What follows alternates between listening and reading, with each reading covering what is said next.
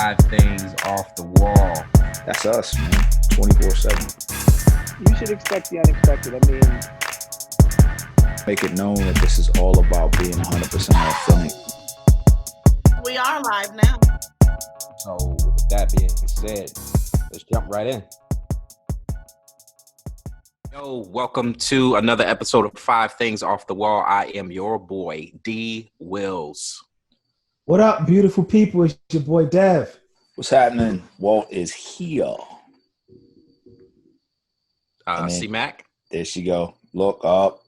Bad connection. Anyways, Crystal's there. Crystal. Oh, she's there. She's there. C-Mac is here. So first of all, if you have not subscribed to 5 Things Off the Wall, please take some time to do so. If you're returning, we appreciate you. Again, we love our listeners and we appreciate you. So today is a special day in the history of 5 Things Off the Wall. Yeah. Walt, can you tell us why today is such a historic day? Today is a beautiful day, man. We, alongside with the standard crew, we got my brother, my friend, our fellow South Carolina State Bulldog, Diquan Julius, a young recording artist making his way into the music scene with some awesome vocals. He got a single that's going to be coming out soon, correct? yep, Diquan? Friday. Oh, man, y'all get some new music Friday. La La Land will be coming out. Universal Records, correct? Yep, Universal Music Group. There you go. So Daquan, say what's up to the fans. Say what's up to the people. Hey, what's up? What's good, people? Like they said, I'm Diquan Julius from the big town of Hemingway, South Carolina, man. hey. You already know what time it is, and so I'm definitely excited to be on here with the team tonight. Hope I can have some fun with them tonight. You know what it is? Yeah, man. We're looking forward to it. Should be a good show. It's always good to have new faces. Hopefully we can make these types of appearances recurring, so we can get some diverse perspectives from outside of our standard crazy. So So Daquan, this is you're the first of many to come. So I hope you feel honored because it's a special occasion, brother. Look, man. Definitely feel honored, man. Definitely feel honored. Especially when you reach out to me, man. Stuff like this you can never take for granted because no matter what the situation is, man, people need platforms like you guys, especially when you're in the music scene, entertainment, period. We need platforms like you all to keep us going. And you guys' job is very, very important. No matter what it is you guys are talking about or any guest you bring on, our craft can be, predicated on the work that you guys do. So definitely appreciate what y'all doing, man, for real. No doubt. Appreciate So you. Daquan, we want the audience to get to know you, a little bit about you. It's one thing when you're listening to artists, right? And you like their music, but it's another thing when you can get intimate with the artist and you really you start to know about their background and what you have in common. And I think people have a little bit more appreciation or a lot more appreciation for artists when they find out, you're a star, but at the same time, you're human just like me, right? Right. Yeah. So we got some questions for you tonight. I will let Walt start off with our questions. Crystal, Feel free to jump in with any questions you have, and then we'll fall in line from there. Devin, you got something? We'll go from there. Yeah. So let's just give us a little bit of background about how you came about this music thing. I know you started out as a gospel artist with a group. How did this music thing come about? I mean, coming from Hemingway, I know that's a real soulful place, and the church is big down there. So, how did you get to this position, this place? Well, actually, I started singing in the church choir, growing up, everything like that. And Hemingway, mama gonna make sure you at church regardless. It don't matter. And so, of course, growing up, I've been on all the choirs and everything. And what church you go to down there? New Mount Carmel AME, man. New Mount Carmel, I don't know where that one is. Reverend Glenn and Tisdale, man, New Mount Carmel everywhere. Yeah. Yeah, man, it was cool, man. It was cool. I never really got into singing like that though. Even though my mom was forcing me, like I wasn't on the school choirs or anything until I became a senior in high school. I was about to leave high school at that point, but then I left, and when I went to South Carolina State, kind of stopped going to church. You know what I mean? And I did start out doing R&B first. So I was recording R&B in college and stuff like that, and I was kind of liking some of the attention I was getting, you know. Singing for the gals. Singing for the gals. Oh, yeah. Doing talent. Go ahead, Crystal. What kind of attention? We pleading fifth on that one. Doing talent shows on campus. That was a talent show. Yeah, I actually did the talent show for the Deltas one year. I did a couple of talent shows, man. At State. It was fun. It was real fun. But I met a gal out there. From next door, from Claflin, and Cross the she had me going back. She had me going to church, man. That's good. And I started going back to church, but I wasn't going to church like that. But she kind of got me going back to church, and then I moved up here, of course, and then I started singing at work one day, and one of the deacons from this church, he invited me to church. I'm like, hey man, come sing in my church. I'm like, all right, well I know how to do that. I grew up doing that. That ain't no problem. So the next thing you know, I started doing some events at church. Then some people came by. Then this one guy came by, one of my frat brothers. He owned a record label, a gospel record label, and hey man, I can help you with that, So they kind of recruited me to another church, because up here, church is about that business. And you know how you get that business going. When you say up here, where is up here for the people that don't know? I'm in the DC area now, in the DMV area. Okay. Yeah. So. And just for the record, the frat brothers that he's talking about are the good, wholesome ones of Omega Psi Phi Fraternity Incorporated. Please let it be forever known. That's definitely an oxymoron. First Wholesome and Omega Psi Phi. First off, watch yourself. Wholesome bros. Wholesome brothers. Did you not just hear this man say that he was a deacon at church that owned a gospel record label? If that ain't the wholesome bros, I don't know what else. Exactly. What else can he do? What else can he do? That's wholesome. A whole lot. You know what we do? You know what we do on Friday nights while the rest of y'all running the streets? We reading our Bible. That's it. We get into the word and thinking about Jesus. You see that? But wholesome bros. It don't matter what we do, man. We beside Jesus' toenails. They're gonna hate on us, but it's fine. It's okay. Hey, y'all ain't out there past the gray in it, are y'all? That part. Nah. We don't got no grades out here.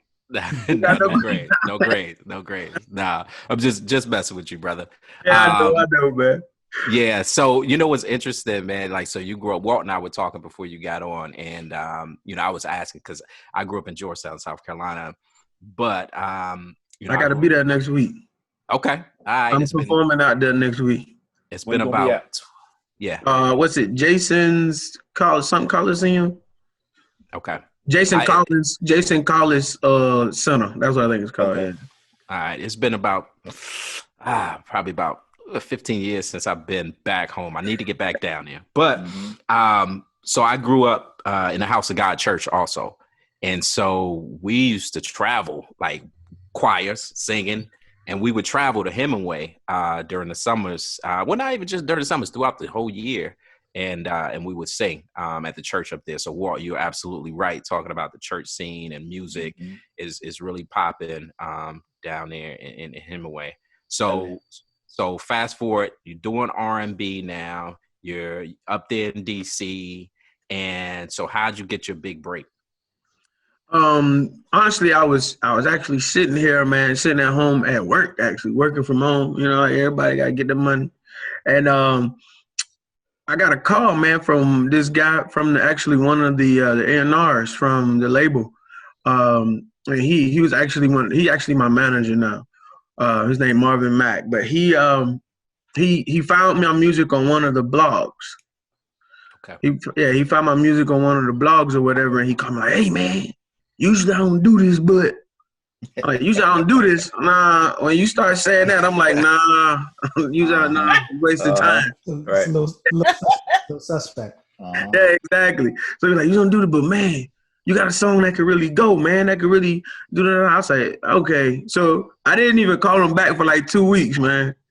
And then, so he ended up calling me back in 2 weeks. I was like, man, we've been talking, having meetings, with the label, and this is what we think we want to do for you, because I'm real particular about my music and, having rights to my music and stuff like that. And I told him, if y'all can do everything non-exclusively, then I'm fine with that. And so I kind of worked that into, my contract and everything like that. And they gave me some favorable looks, man. And so it definitely was a blessing. So, get found through these blogs. Like I tell you, the work that y'all do, these podcasts, these blogs, man, they are helping people, man. Seriously, they're helping people. Yeah, no doubt. So shout out to you, man, just for all the beautiful things and wonderful things that you're doing and the grind that you keep continuing to do. So you just said you got a single coming out, I believe this Friday, and you living in the DMV area, I'm sure you can take a lot from that area because it's rich in terms of soul and neo soul and just that type of vibe up there. In terms of your single that's coming out, I was able to, get a snippet of it on YouTube on your page. It's a real cool, smooth, mellow jazz vibe to me. And I was just wondering, what was your inspiration behind that? And is that the style that you want to kind of send out to the people? Yeah, I love the soul style. You got, cause I'm a church boy. You get what I'm saying? And so I still do, I still have like that soul in me, and so I think that to me that style of music is soothing. It's not too raunchy, it's a little more grown up-ish. And then plus two, I don't want to be writing songs that my mama gonna be mad at. Right. That's what I did in college. I used to write about the nasty stuff in college, But I'm grown up now. That was before he was one of the wholesome Yeah, brothers. that was before I played. Yeah, actually. See. Yeah. Omega Sci-Fi changes lives. Yes, they do. In a good we brought way. this man to Jesus. Yeah. Yes. To the cross. Didn't he say he grew up in it? Right. Or was it the young lady from Claflin? Right. But no, man, it's like you said, this area too, man. You get sucked into it when you go out at night to the lounges and stuff like that where we are allowed to perform, and you just like the creativity here, man. It's you got that sound. That sound is just here, and it's enjoyable, man. It ain't too much. It's people in a very a decent creative space, and then they have, like I said, even down to the rappers here, like they have like that mellow soul flow, and it's kicking. It is kicking. There's an artist. He just actually came out with an album now, Rock, who's actually from the DMV area. DMV, yeah. Okay. And also, there's an actual spot. I don't know if you've been there yet. It's in the Georgetown area. It's called the Blues Alley Cafe. Blues Alley, yep. Mm-hmm. Oh man, I love that spot, man. Every time I'm up there for work, I try to make it my business to go there and actually, just catch the vibe. Oh yeah, definitely, man. Hopefully through, some of these places aren't making it through the pandemic. A couple of the halls that we perform at, like on U Street and stuff like that, they had to close down and stuff like that. But, places like Blues Alley, legendary places like that, Howard Theater, like we need those places to stay open, man. Yeah, for sure, man. That's what's up. So it couldn't happen at a worse time for me because I'm just now getting into the arena to be able to get gigs. So I was like, and that's why, like you said earlier, platforms, things like this, I'm saying, I think more people have to really tap into social media, as a way to really market and promote themselves. So yeah. Right. It's a matter of staying in that space. You know what I mean? Keep yourself out there. Keep after it. Stay as relevant as possible without being, a sellout to yourself. You stay true to you, and definitely people ain't gonna lose you. They'll know where you at. Yeah. Yep. Sure. Yep. C Mac, you got a question for Diquan? So Diquan, when you talked a little bit about your background, and you talked about how you started at school and in church. What advice would you have for someone who's trying to get into the music industry? There's, a lot of people get discouraged because they may, they send in CDs, DVDs, whatever they're sending in now to record labels and things like that and trying to get in. and they don't hear anything back, and so they're kind of getting discouraged. So what would you say to someone who is trying to be encouraged, and what advice would you give them in trying to get into this industry? Okay, good question. I can actually piggyback of what Walt just said about just being yourself. I do work with a couple of other artists myself, even though, I'm just getting to where I am. One thing I always try to tell them is continue to be who you are and don't ever stop being who you are. But you also have to continue to be consistent. The one thing I'll tell anybody that's trying to get into this industry, if you come in here expecting not to lose, you're in the wrong industry. Mm-hmm. Point blank period. Like, you just have to dig and dig and dig and dig. I've been actually doing this for about between 8 and 10 years. I know if you count college, so 10 years. I graduated. But yeah, so I've been doing this for a while, and I've been doing it consistently for a while. So for anybody who's trying to get in this, you're going to have to start like from the bottom. And to even get to this point, people just want to see that you're grinding, no matter how good your music is. No matter if your music's trash, because if you listen to the radio today, most of the music not really what people would like to listen to, but you grind and never stop. And you're going to take some losses, but always stay encouraged, man. Always continue to work on your craft. That's another thing. Every day, if you're a singer, pick up an instrument. If you're a rapper, even pick up an instrument. Learn how to write. I write songs for people as well. I just got a gold plaque for writing a song, for R&B song, a wedding song, or whatever. Congratulations. I appreciate that. That's big. You see how you try to humbly throw that in there? Just gotta go. Yeah. Go. It ain't nothing. Everybody get those things around here. Nah, that's big, and that's important, because writing is actually where a lot of the music, the money is in the business. Mm-hmm. And so you had that publishing, and you get those royalties. So that was actually one of the questions I was going to ask, about whether or not you write your own music. And so I think you answered that question. Do others write for you at this point, or are you trying to keep it consistent where you write your own stuff?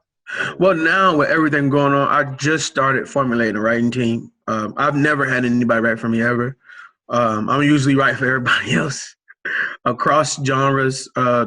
I got about 3 gospel songs out on radio right now, maybe 5 R&B, 1 hip hop song floating. So I do some of everything, but I have a team now because this is getting a little tedious.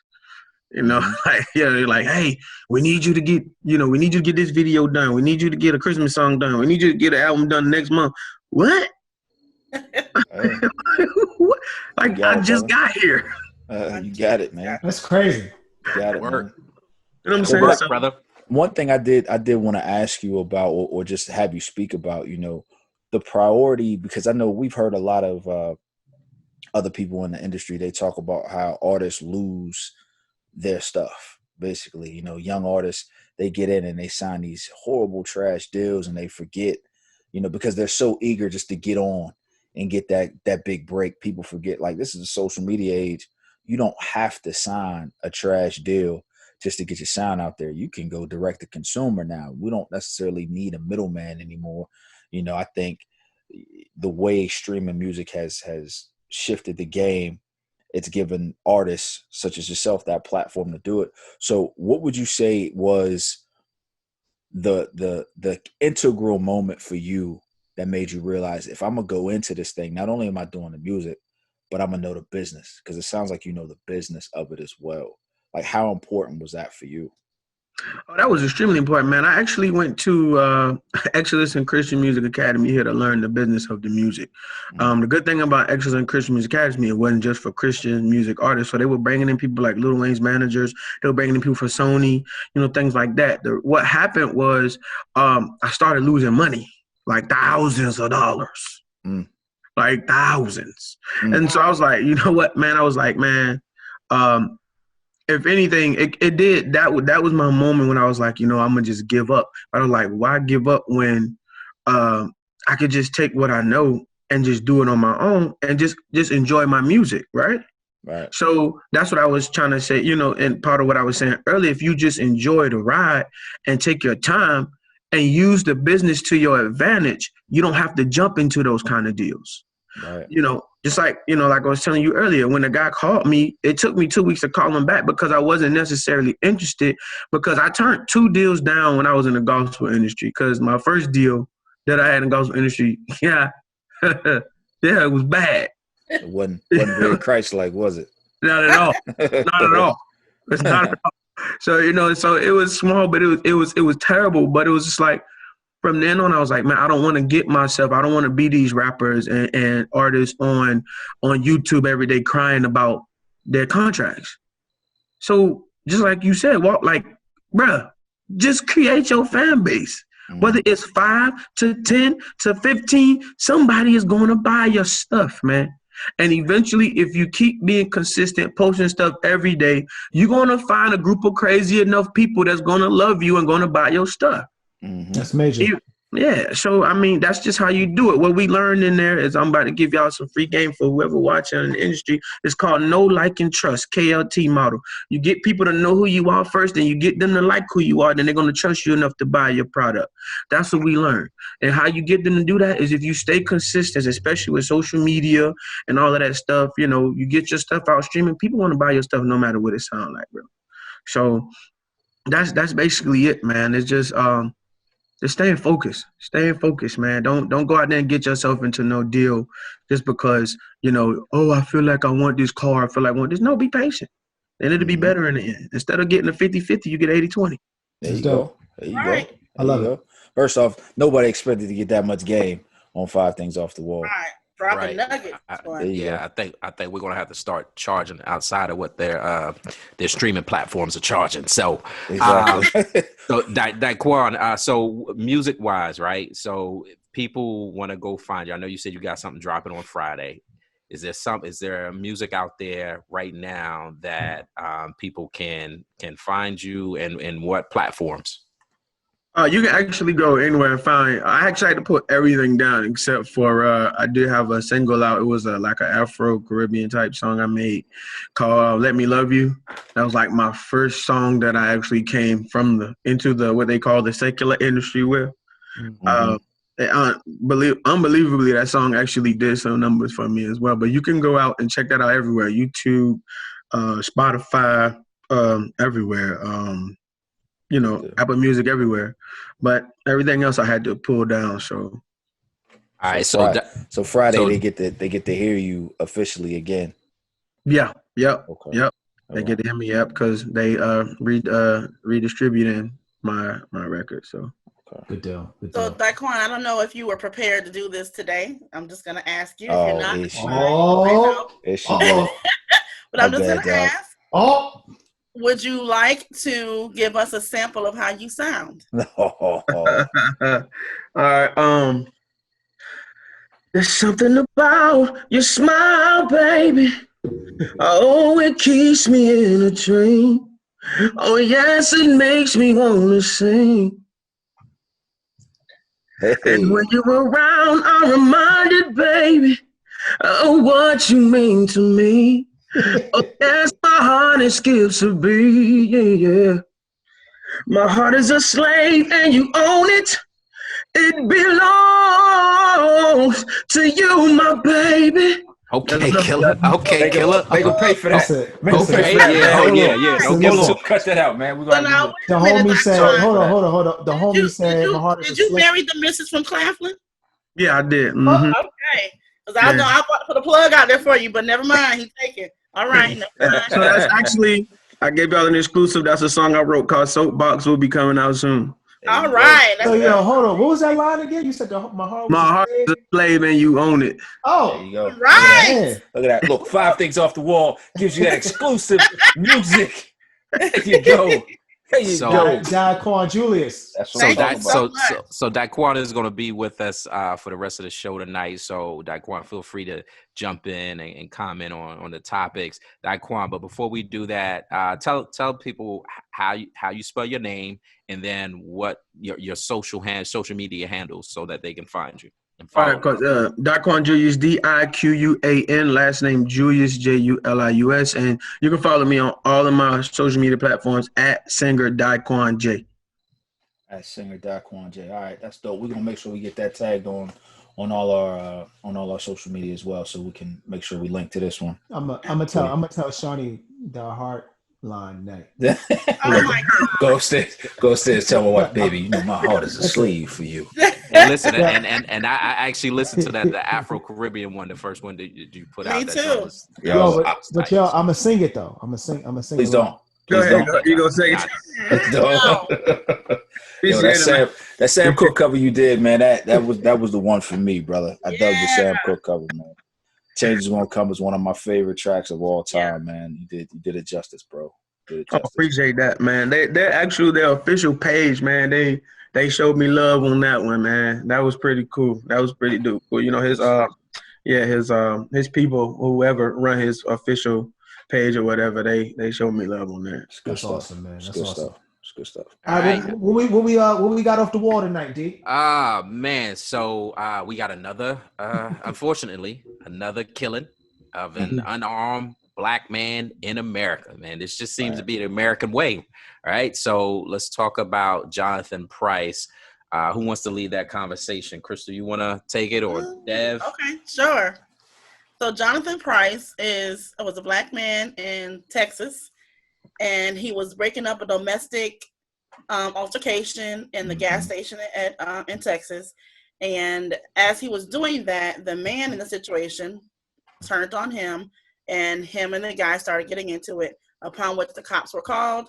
Cops got there, pretty much saw Jonathan Price as the aggressor. Jonathan was actually trying to plead his case and basically tell him what was going on, tell them what was going on, and they tased him. And the story is that when they tased him, his body jolted. When his body jolted, they shot him 3 times. Killed him. Yeah. So and that was because they said he was resisting arrest when his body was convulsing, correct? Yes. Yeah, they deemed him as a threat at that point. Yeah, they deemed him as a threat. So, you know, I do want to say something about that one. But let's also keep note that the cop did get arrested. Yes, immediately, almost immediately. Like this happened on Saturday, and I think they made the announcement yesterday or the day before yesterday. They made it yesterday. That they arrested that officer, you know, charged him with murder too. So it wasn't even one of those things where like, oh, they got to wait for everything to be discussed and figured out. It was none of that. Wait till all the facts come out. The cops, the Texas, I think it was the Texas Rangers that got involved. They said, hey, nah, this was not the way we do things out here.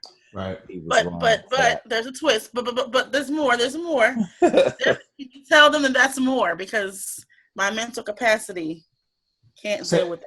I got that. Oh. Devin that's didn't. Walt. Okay, Walt. Devin didn't read it. I did read it. Devin doesn't read my messages. Time out. Don't do that, Walt. Listen. Look. I didn't read it at first. But I did read it afterwards, and we had a conversation about it. All right. So what Devin read, it was brought to my attention. See, this is what I got to put up with, Daco. So it was brought to my attention through some other people and some other posts when they were talking about it. A young lady posted, and she said, you know, let's be clear about Jonathan Price and who he was. This man was he was Blue Lives Matter. He was All Lives Matter. He was, if you just comply, you won't have these problems. He was, a lot of it wasn't hatred necessarily for Black people and the Black Lives Matter movement. A lot of it was based around his experience, right? So Devin and I had a conversation. Daquan, I would love to hear your thoughts on this as well, brother. Like, his position was based off of his experience.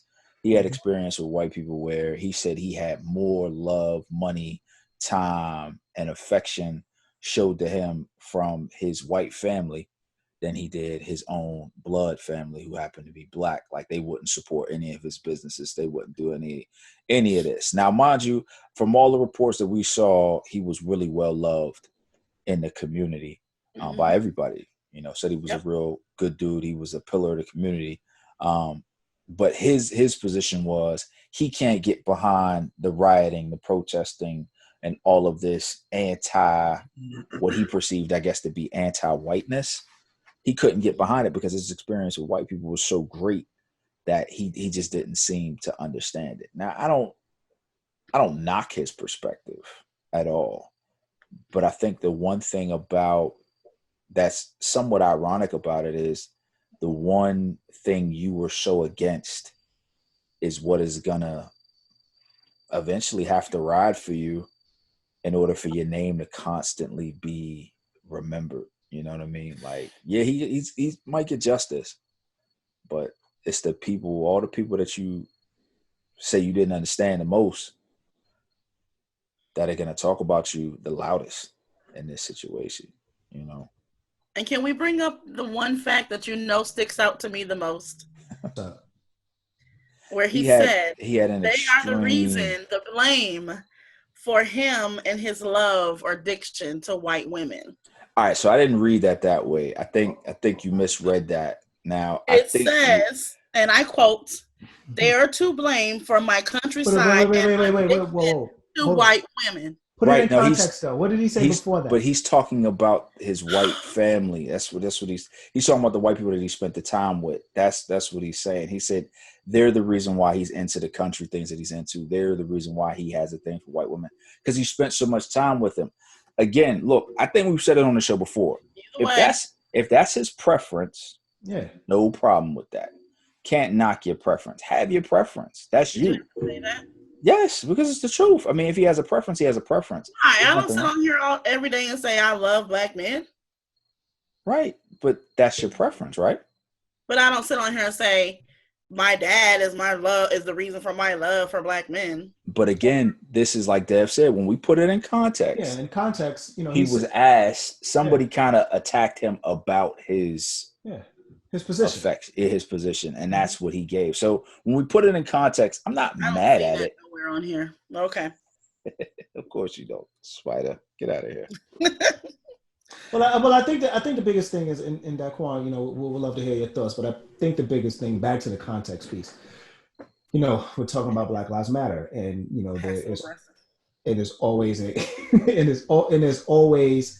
a issue with people saying Blue Lives Matter or All Lives Matter, and when it comes from a Black person saying All Lives Matter, it's like, well, you know, are you actually perpetrating a fraud? Are you Uncle Tom? Are you a coon? Are you not with us? What's your position? So I guess in that case with him, he's like, look, this is my position. This is how I feel about the whole situation. This is, you know, my experience with white people, and my experience with white people and white situations has not been the same experience as another Black person. So I can't really speak negative or ill towards that because my experiences were what they were. It's like if all four of us, right? It's like if me and Crystal are best friends, and the three of you guys had an issue with Crystal, and y'all was to come to me and be like, yo, I can't stand Crystal because Crystal did X, Y, and Z. I'm like, well, I've never had that experience with Crystal. So whatever perception y'all have of her, I don't have that, because all of my experiences with her has been tremendous. That's probably that sounds like, based on what he wrote and based on what I read, that sounds like that's his position. And if that is, I don't agree with it, but I have to respect it because that's his position. Right. So I don't agree or respect it at all. I'm gonna tell you why. Because I'm the type of person, like we talked about earlier, grew up in church, right? And you know, we Jesus, this, that, and the third. One thing that we learned in church was do unto others you would have them do unto you, right? That was one thing that I took, right? So if I'm seeing somebody being wronged, whether I had that experience or not, and I know that I don't want to be wronged in that manner, I should have some level of empathy, right or wrong. Correct. So if you see all of these unarmed African Americans, I don't care what color you are, black, blue, purple, green. If you see all these unarmed African Americans, these mothers crying, do you think you want your mother crying over you? Like, well, ironically, in this situation, it happened. But did you want to be put in that situation? So how would we be, right, sitting back, even though nobody in my family has ever been killed by the police at all, right? So that's the whole idea of BLM, right? Most of the people in BLM haven't had that experience, but they have empathy enough to understand that this is wrong. So just because you don't have an experience don't mean you're not you shouldn't have the heart to have empathy for people, right? So whenever you walk around, you see all of these jacked up situations, like these kids being taken away from their parents, there's trafficking and all that. Do you want your child to go through that? So what am I supposed to say? Well, I don't have that experience. My daughter at home every night, so I just don't feel that way about traffickers. No, you see what's going on across the world, man. You see what's going on. It's all over the news. That's why he was talking about it, right? That's why he was talking about all lives matter, this, that, and third. So you know what's going on. You know that Breonna Taylor's, people didn't get out. You know that. Well, I don't know what he doesn't know now, but what's his name? George Floyd's, the officer got out of jail today on bond. Like, this stuff is happening. Yeah. And you saw Trayvon Martin. You saw all of this. Right. So you also have to have empathy enough in you to say, hey, they got something to talk about over there and nobody's listening. And I think I don't respect it. And I think that's the one thing that, like, what you brought up is a good point. No matter who you are, you got to have empathy, right? I think what infuriates me about that position of, if you just comply, you won't have these problems. If you just follow this, or when people say my position based off my experience, it doesn't have to be that way for everybody. When you broad brushstroke everybody and you put everybody into your situation, to me, that shows a level of entitlement for whoever that is beyond disrespectful. Like you're saying to everybody, and I've said it on here before, when I say that my experiences are the standard for everybody's life, that's me being so arrogant, so full of myself, that I'm saying everything about me and my situation is the gold standard by which everybody should live. And that's trash. It is. It's a very tone deaf situation. Yeah, it really is. Yeah. So I think what Diquan was saying is, you have to want to have empathy, right? You have to, even if that's not your experience, you try to understand, what somebody else is going through. And that's just the natural human thing to do. And so, like you said, what would you want people to do for you, right? So in this situation, unfortunately, he actually now need the very same people and the same tactics that he didn't agree with. But does he? I mean, because I saw two things that I thought were real interesting on social media. One person was like, well, you got to honor the homie's wishes. He doesn't agree with none of that. So I don't think nobody should riot, yell, scream, or anything for him. This was the cop getting arrested. So it was like, hey, that's what he wouldn't have believed in it. So don't do it. Like, kind of like, it was like a slight petty moment of, you got to deal with that. You ain't want it. Guess what? That was some Walt logic, right? It was, and I think that's why I respected it so much. Yeah. I like that level of petty. That was That's you. That's you. All that is. It certainly is. So that was that, and then the second thing was, is he or was his position right? Because think about it, his murderer was arrested within days. So everything that he preached, he yelled, he screamed about, or didn't yell, but everything he stood for turned out to be seemingly the most effective for him getting swift justice. Well, there's a difference between arrested, right, and prosecuted and convicted, right? But even think about it. He got arrested right away, and that's not what's been happening. Based off the standard, nobody has gotten arrested. Well, the thing about it is the fact that it happened in a small town in Texas. Let's. It was like one of three cops. The cop was like one of three. So the fact that it happened, and the fact that it happened in a matter of days, it's like, well, we've seen, all of us have seen that hasn't happened, right? Ever, it seems like. So the fact that it did happen, it was like, well.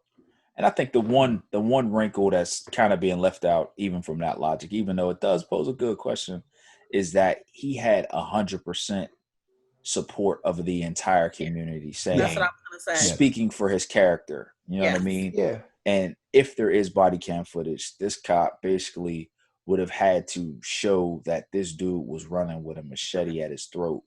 You know what I mean? To justify. So that's the thing. I really hope that there is body cam footage, and I really hope that it's released so we can see what it is. Because I mean, come on, this dude was really trying to stop a fight. Right. Yeah. he wasn't the instigator. He wasn't the aggressor. And you mean to tell me you tase this guy and he starts convulsing and doing everything else, and you deem that as a threat after you tase him? I wish that this dude that's in jail, I hope that he gets everything that he deserves. Mm-hmm. You know what I'm saying? Well, Why go ahead. So the why did he tricky get part. shot twice in the back? Yeah, I don't.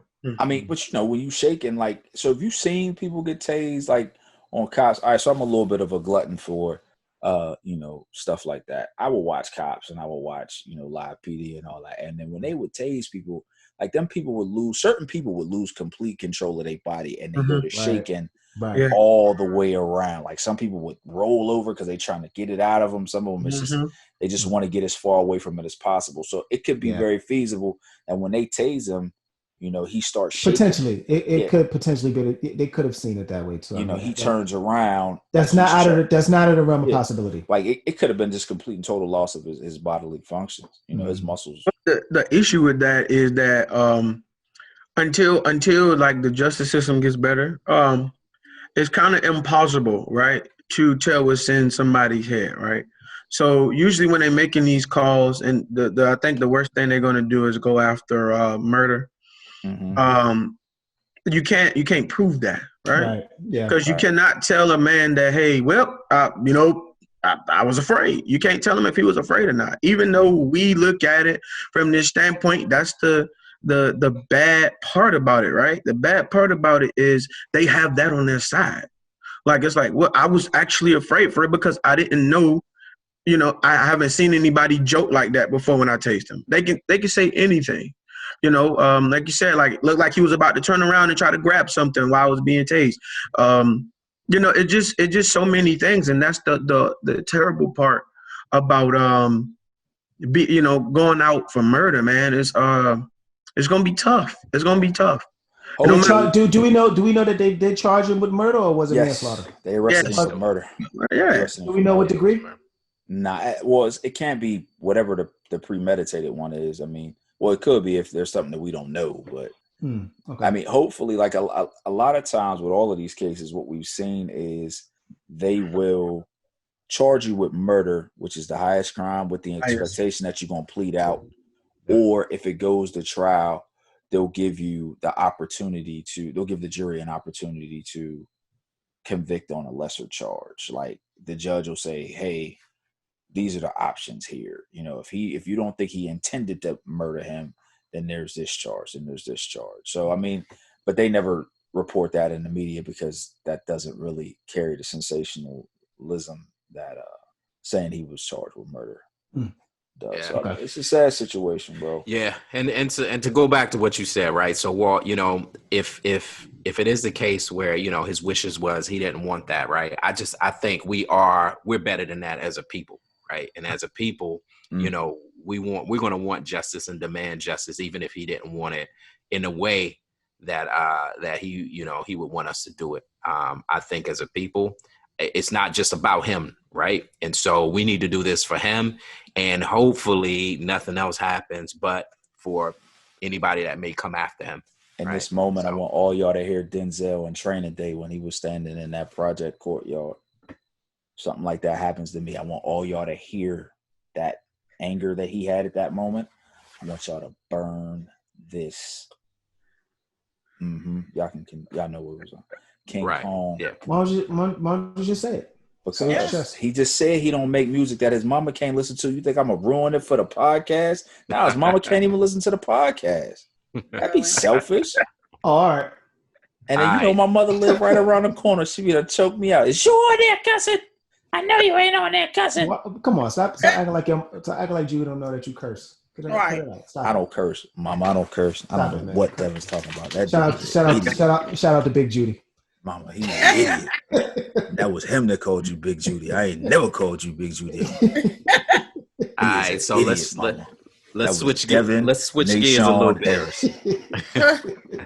Let's switch gears a little bit because tonight is the the first, well, it may be first and only, I believe, is. It's for the only one. debate Vice for the vice presidential candidates. Mhm. And so, and I know Crystal got to get out of here so she can watch it. we definitely, and I want to see it too. I definitely want to check it out. So wanna sleep. let's talk about. So this week was real interesting. When it comes to politics and COVID and Trump and the stock market and the stock market. So this Getting week beat has up. been crazy, right? And so this week we were made, well, this past week we were made aware that Trump was or tested positive for COVID. And a lot of people in his circle, right? A lot. 12. A lot of people. Yeah, and counting. Yeah. Right. And so what are y'all thoughts? Is this is it convenient? Like what's is this? I know a lot of people said, right? I even heard pundits say, it's hard to believe anything that comes out of the White House. Because prior to that, what was happening is it was a really bad week. He was coming off a bad performance from the debates. Performance is right. The other thing was, what was really trending was stand back and stand by. Stand down. And the $750 in taxes. And then boom, shortly after that, we hear the president tested positive for COVID. The president got the China flu. He got the China flu. He got the Kung flu. And Kung flu. So here's my thing, right? I watched and listened to how they're spinning it.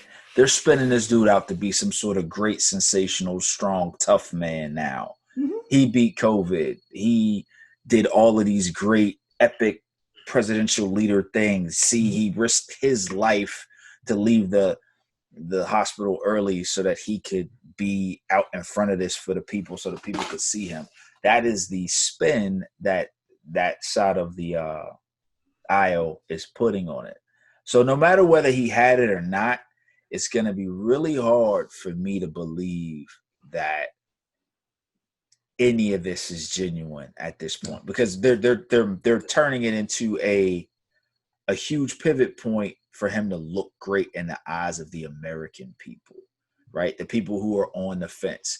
So initially he said, no stimulus checks until after I get reelected. And that's selfish. And 300 points dropped. Right. And then today he said, Nancy, send me a $1,200 bill. Send me a bill for $1,200, and I'll sign it right now. And he said, "You hear that, Nancy?" That was today. And I just looked at my portfolio. I'm about to say, and lo and behold, it's all green over here. Up again. It's all green over here.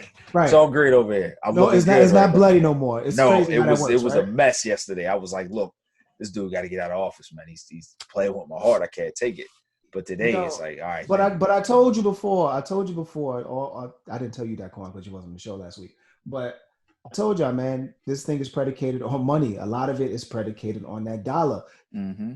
This man said, "Yo, listen, we're gonna shut this joint down in terms of the stimulus until after the election," and everybody went bananas. It was literally bloody in the streets. It's what people in the stock market would say. Yeah. Then he comes back today and he says, well, cut me the check. Let's make it happen. And it seems like business is booming. Mm-hmm. Yeah. So he's trying to say, you need me. Here's what I can make the stock market drop. I can make the stock market, boom. So to the money people, they see that. They know that. They're like, oh man, we got to keep this dude in office because he controls the money. He has his finger is on the pulse of the economy, and then in a way that I know I've never noticed in my lifetime. Right. Well, I mean, because that's his focus. But any president can do it. But most presidents have integrity, right? And they don't. And so, well, right, right. They want it. They have the illusion of having integrity, right? And they want, to keep it as streamlined, and they don't want to rock the boat, right? Trump wants to be a dictator, and just what you described is a dictator move. But I control this. But that's what I'm saying. Like everything he's doing now is it could be for show. Like you could see it, like the business people could see it for show. Like, look, this dude, he has a way with money that a lot of us don't have. So it's good for business. Like Dev, you said it on the show before. We've heard people say it before. Small business owners or certain business owners are doing really well. Yeah, they're thriving. Yeah, they're under thriving. the Trump administration because his policies are for that particular lane of business. Not all. I mean, because the American people, I think, as a whole, are not seeing much in the way of difference. In terms of financially, but not even small business, big businesses too. Because big business is a lot of big businesses was able to take advantage of those PPP loans, even though they shouldn't have. It should have went to the small businesses. But what I was going to say is like, so business sees it as that way, but to the common people, right? The common people, his allies, his supporters, they see it as, look at him. He's being hard-nosed. He's being tough. You see how much control and leadership he has? That's how they see it. To the people who are against him, they see it as, man, this dude is trying to buy the vote. So it's a matter of who is he going to be able to sway enough one way or the other to get behind him? Is he going to have enough business support? Are there going to be enough people like the guy you've talked about several times, Dev, who's like, yo, I want to keep that dude in office because my bank looks good. Oh, yeah. Yeah, my bank my family was good. But also, I would say this, there's a lot of black businesses that didn't receive the funds from the PPP funds? PPP and EIDL. Yeah, there's a lot of there's a lot of businesses, right? But it's the same businesses that always receive money from government and small business loans from banks. And so I think in terms of, if you're talking about people moving from, the middle or one way or the other, I think the large businesses, I think there's a lot of small businesses that already would vote for Trump, right? Or vote for Republican because they're more against having regulations when it comes to the consumer. Whereas a lot of Democrats have policies and things in place that protect the consumer, right? And so I don't think there's going to be a big uptick in people moving or swinging to a direction. These are the same people that voted for Trump the first time around. But that's what I was going to say. Think about how he won the election. He lost the popular vote, but he won the electoral college because he knew how and who to angle towards. If I angle towards these people, I'm going to get enough electoral college votes to win. He exploited the system. He Bill Belichick the system. Right? Remember what was it? Was that last year? Or was that year before last when Belichick started exploiting loopholes in the NFL rulebook? Like he figured out that if I call a timeout however many times and I take a couple of penalties, the clock will keep running without me burning. Like he ended up with 4 or 5 timeouts or something like that. Yeah. And they ran 2 plays over 5 minutes or something crazy. It was he exploited a loophole in the system. And it's it's foul. It's pretty dirty, but it's not illegal. So so the question you asked was, what's your take? How do you feel? My take, to be honest, is I don't feel anything. I feel the same way I did before he had COVID or and after. And as I said before, he's not doing anything different than what he's been doing for the past 4 years. He's always been the heel or the villain, and he plays that role well because that's the role he likes to play. And he appeases and goes to his fan base. As soon as he came out of the joint, right, he says, "Yo, don't let the COVID scare you, right? Don't let it dominate you. We got the best drugs." He said he says all of these different things. All the right trigger words, man. He says all these different things to appease his fan base, right? You got people going on Twitter. Yo, we love you, Trump. Trump done knocked out COVID. COVID got nothing for Trump. This is what he does. They said his medical care costs $100,000. This is what he does for 3 days. He does it well. The real question is the debate that Derek and I was having. Yeah. The real question is, do y'all think he really had COVID-19 or has it? Well, my thing is, I don't know. I don't think I was saying whether or not, he really had it or not. My thing was that it was convenient, right? That this comes up right now. Is it a ploy, right? Right. I think he's had it for a long time. Because what it did do is You're right, Derek. In that sense, what it did do was it took attention away from some of the negative things that was going on. All of it. Yeah. The news cycle completely Smoke and shift. Not for mirrors. you as a person, not for you Smoke personally, and Crystal. mirrors. But if you turn on CNN, MSNBC, Fox News, or any of these other news channels, you're not hearing them talk about stand back, stand by But here's anymore. the thing, You're not Derek. hearing them talk about taxes. But here's the thing: without taking me out of the equation, that may be what CNN is talking about. But just like, you know, most of us on here, or some of us on here, I don't know how many of us are Trump supporters or not. But the ones that are not Trump supporters are not Trump supporters. Hold up, Crystal. They don't Hold on, care Crystal. about all that CNN is talking about is this COVID-19. Mm-mm. They still hear stand down and stand by. They don't care about what they talking about on CNN. We still hear that. Crystal, we're not gonna let you just blow past the fact that you tried to low key shade us on here and make it seem like somebody might be a Trump supporter. No, we're not doing that. We're not doing that. And I don't know who might be. Listen. I've never asked y'all who y'all voted for. I never asked you that. If you've been listening to the show for the past 20 episodes. I'm still not going to assume. I don't know if Diquan is voting for Trump or not. I don't know that. So I'm not going to assume that. I'm just going to speak from what I know. Yeah. Thank you. So I can't talk much politics, but just know that ain't it. Right. Just know that ain't it. Okay. So Crystal, you know, like Biden said, if you don't vote for me, you ain't black. So don't you start quoting Uncle Crazy Joe. That was a Crazy Joe moment. Crazy Joe moment.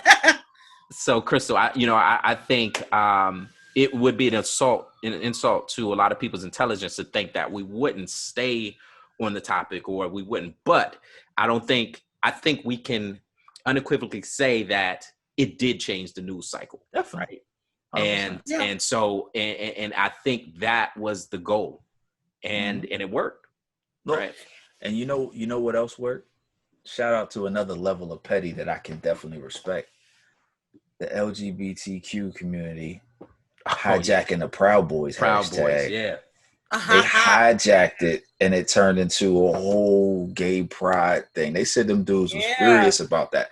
That to me is a level of petty that I love. I love petty. I can enjoy that. That's that walk. I love that petty. We need to have a segment on the show that just says the segment is called "That's That Walk." Yo, it's the most pettiest thing you can do. You remember? That's what we should do. You remember the lady? Well, she was a senator. Daquan. This was like 2 years. It was 2 years of last year. I think it was last year. It was last year because they was talking about birth control. That was this year, actually. That was earlier this year. It was. They was talking about birth control. And she was in Tennessee, wasn't she? Or Alabama. She was in Alabama. In Alabama. A representative in Alabama proposed a legislation, Daquan, that says something like men, once they hit a certain age, have to either have a vasectomy or some form of birth control. It was some crazy, either after you get a certain age or you have a certain number of kids, you have to have a state mandated vasectomy. And she read it on the floor.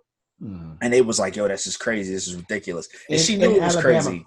But she did it to counteract what was the law already put in place. It was if you was to be like the abortion law. So the abortion laws, yep. You're not able to get an abortion in Alabama. That level of petty was great. It was like she knew that wasn't going to pass nowhere. Right. But she just wanted to say out loud to all of these men who trying to control her reproductive situation.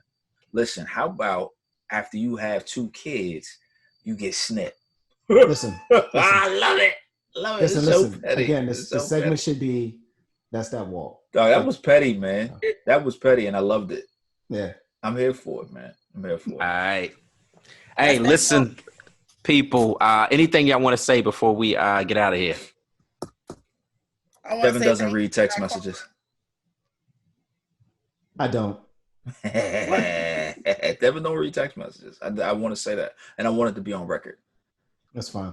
Daquan, what you got to tell the good people, man, before we wrap up?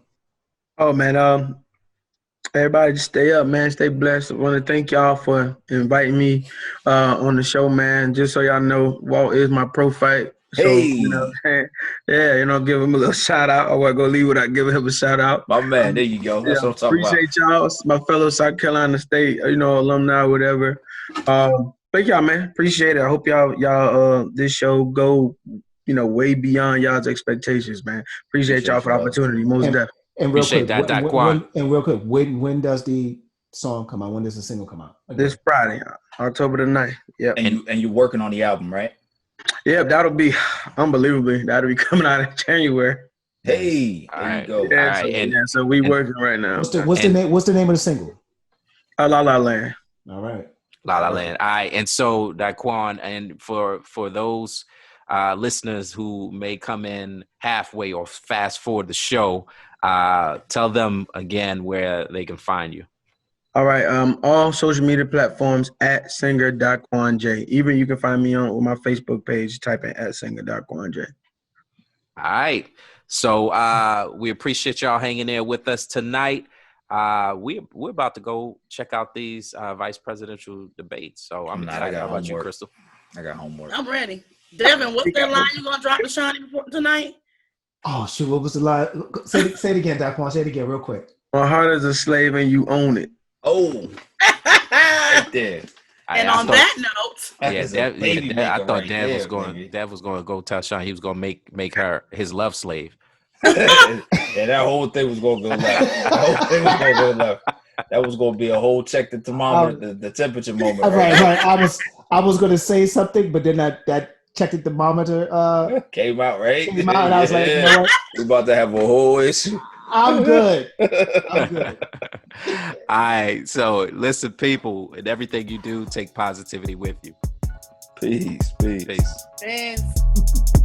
Yo, he just left.